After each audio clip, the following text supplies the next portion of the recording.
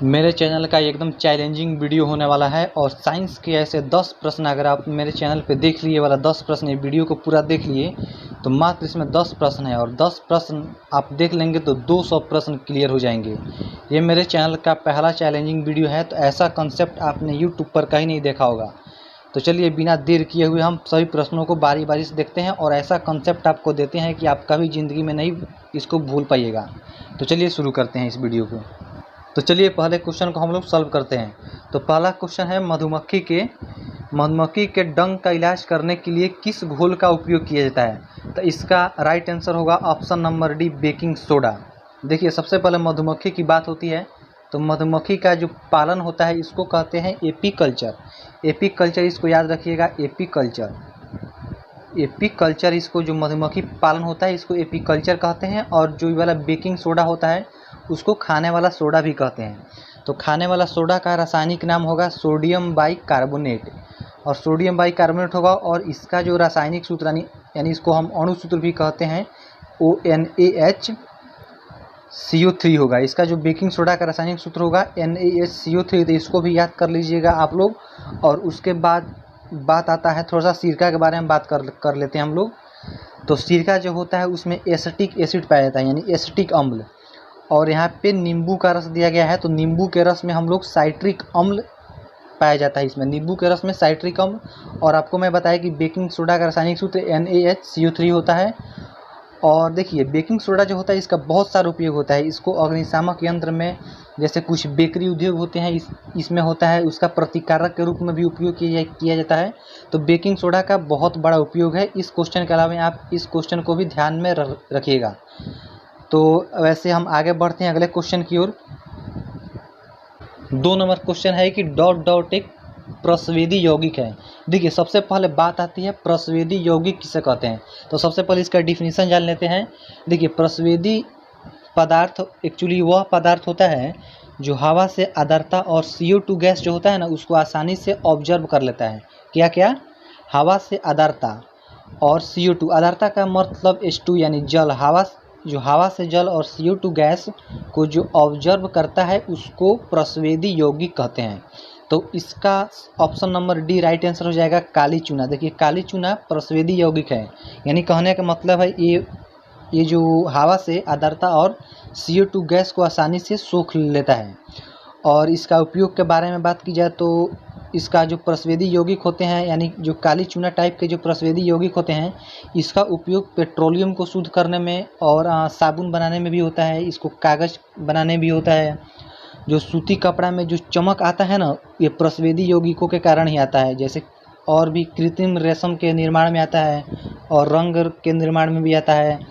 एक रेयॉन होता है, रेयॉन बनाने के लिए जो प्रयोगशाला में उपयोग किया जाता है एक प्रस्वेदी यौगिक का ही उपयोग किया जाता है। और प्रतिकारक रूप में सोडियम धातु का निर्माण में इसका बहुत सारा उपयोग है। तो इसको आप लोग याद रखिएगा। तो इसी तरह हम लोग अगले क्वेश्चन की ओर बढ़ते हैं, क्वेश्चन नंबर 3 की ओर।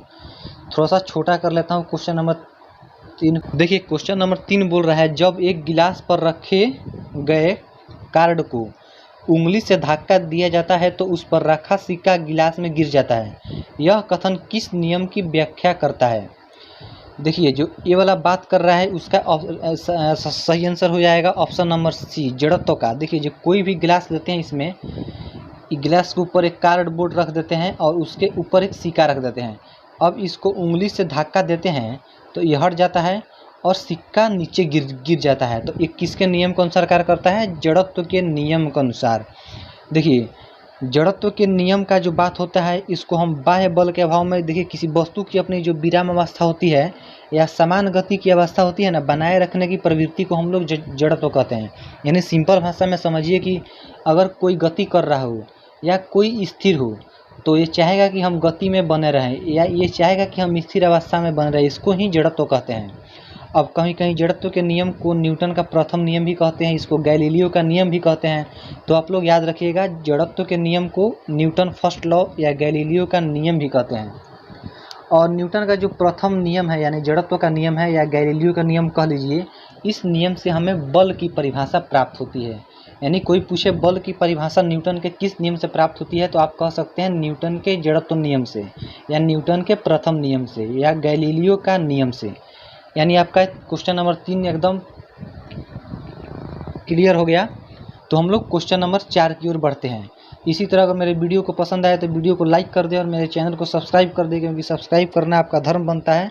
तो चलिए क्वेश्चन नंबर 4 की ओर चलते हैं हम लोग। ये 4 नंबर क्वेश्चन केमिस्ट्री का क्वेश्चन है, तो इसको सॉल्व करते हैं। क्वेश्चन बोल रहा है कि आधुनिक आवर्त सारणी में 18वें समूह में कितने तत्व मौजूद होते हैं।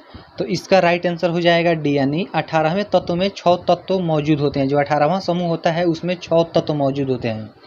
देखिए सबसे मेन बात है कि जब समूह में हम लोग बाएं से दाएं जाते हैं, जब बाएं से दाएं जाते हैं तो किसी भी परमाणु का आकार घटता है।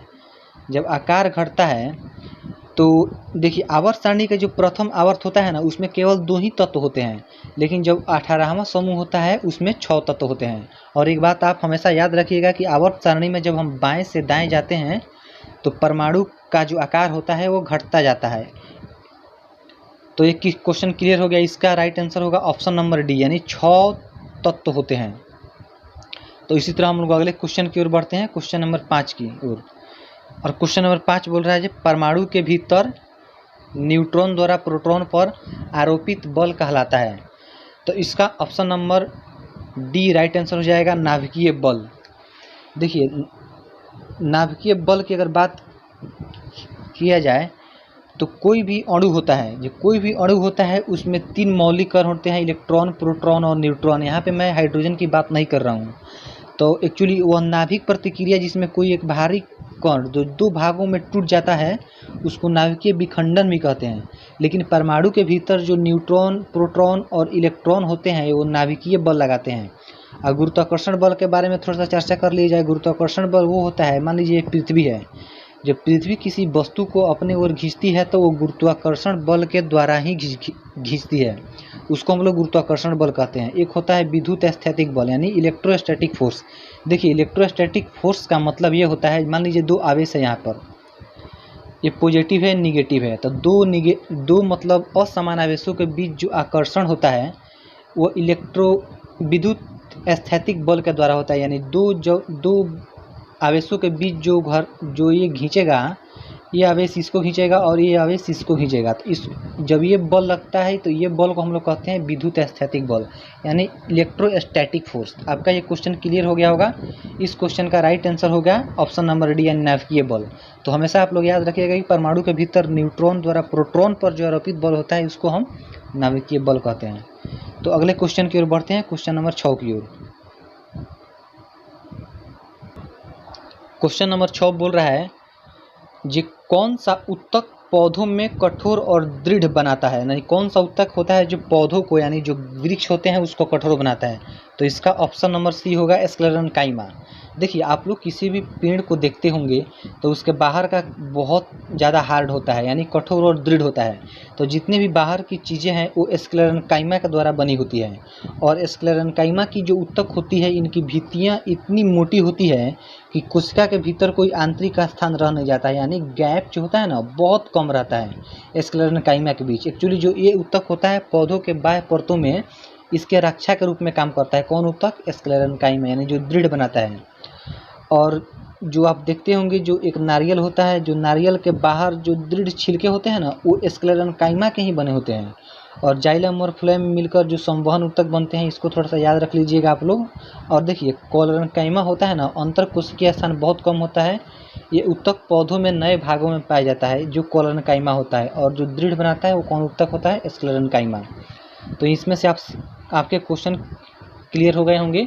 तो चलिए हम लोग अगले क्वेश्चन की ओर बढ़ते हैं, क्वेश्चन नंबर 7 की ओर। 7 नंबर क्वेश्चन में है निम्नलिखित में से मत्स्य वर्ग की विशेषता क्या नहीं है। तो इसका हो जाएगा ऑप्शन नंबर डी, इसका सही आंसर हो जाएगा स्यूडोकॉर्म की उपस्थिति। देखिए स्यूडोकॉर्म होता क्या है, देखिए जो मत्स्य वर्ग की विशेषता यह सही नहीं है। देखिए गलफड़ द्वारा सांस लेता है, मछली तो गलफड़ द्वारा सांस लेती है, लेकिन हड्डिया उपस्थिति का अंतः कंकाल भी उसमें होता है, शुक्ल का वही कंकाल भी होता है, लेकिन इस स्यूडोकॉर्म की उपस्थिति मछलियों में नहीं होती है। तो इसका राइट आंसर हो जाएगा ऑप्शन नंबर डी। देखिए मत्स्य वर्ग की जो प्राणी होती है उसमें हृदय द्विमेशी होता है, यानी केवल अशुद्ध रक्त ही पंप कर पाता है। मछली का जो हृदय होता है ना, वो केवल अशुद्ध रक्त ही पंप कर पाता है। और इसका शरीर जो होता है धाररेखीय होता है, यानी जो जल में चलने के अनुकूल बनाता है, धाररेखीय मतलब बनाता है। और एक बात याद रखिएगा कि हिप्पोकैम्पस एक समुद्री मछली का नाम है, जिसे समुद्र का घोड़ा भी कहते हैं। अगर क्वेश्चन पूछ दे कि समुद्री घोड़ा किसे कहा जाता है, तो हिप्पोकैम्पस एक मछली है, इसी को हम लोग समुद्री घोड़े के नाम से जानते हैं। तो आपका ये क्वेश्चन क्लियर हो गया होगा। तो हम अगले क्वेश्चन की ओर बढ़ते हैं, क्वेश्चन नंबर 8 की ओर।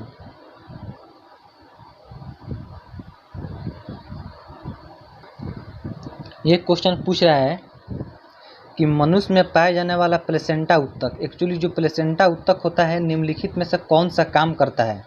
तो देखिए ऑप्शन नंबर ए है भ्रूण से अपशिष्टों को बाहर निकालता है। एकदम सही है। जो भ्रूण के अपशिष्ट होते हैं, जो प्लेसेंटा उत्तक होता है, इसको बाहर निकालता है। भ्रूण को पोषण भी प्रदान करता है, ये भी सही है। और भ्रूण के सहायता के रूप में कार्य करता है। देखिए भ्रूण की सहायता नहीं करता है, केवल ये 2 काम करता है, भ्रूण से अपशिष्टों को बाहर निकालता है। देखिए ऑप्शन नंबर डी इसका राइट आंसर हो जाएगा, क्योंकि दोनों दिया है, भ्रूण से अपशिष्टों को बाहर निकालना और भ्रूण का पोषण करना।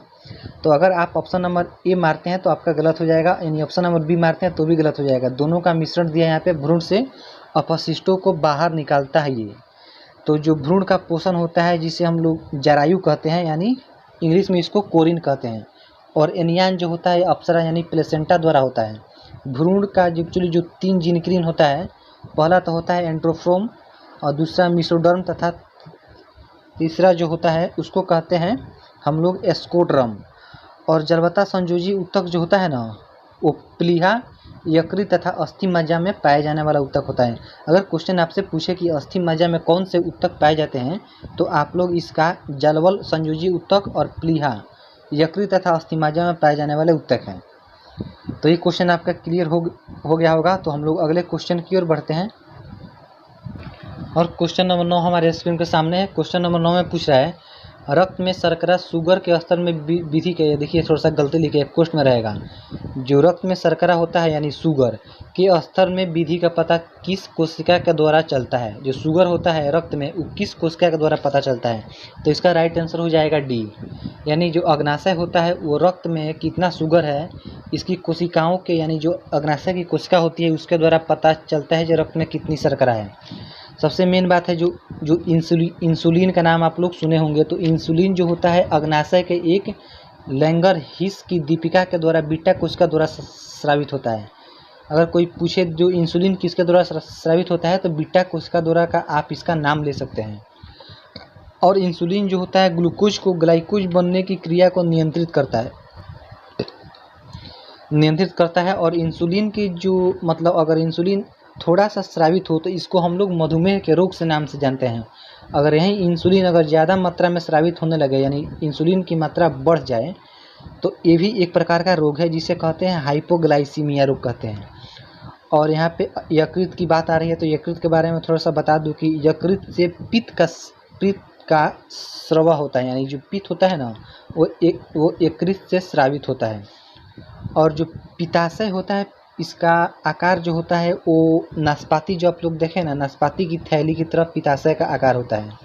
आशा करता हूँ कि वीडियो आप लोगों को बहुत पसंद आई होगी। अगर वीडियो से कुछ नॉलेज मिली हो तो मेरे चैनल को सब्सक्राइब कर दें और बेल आइकन को दबा दें, इससे थोड़ा सा मोटिवेशन भी मिलता है।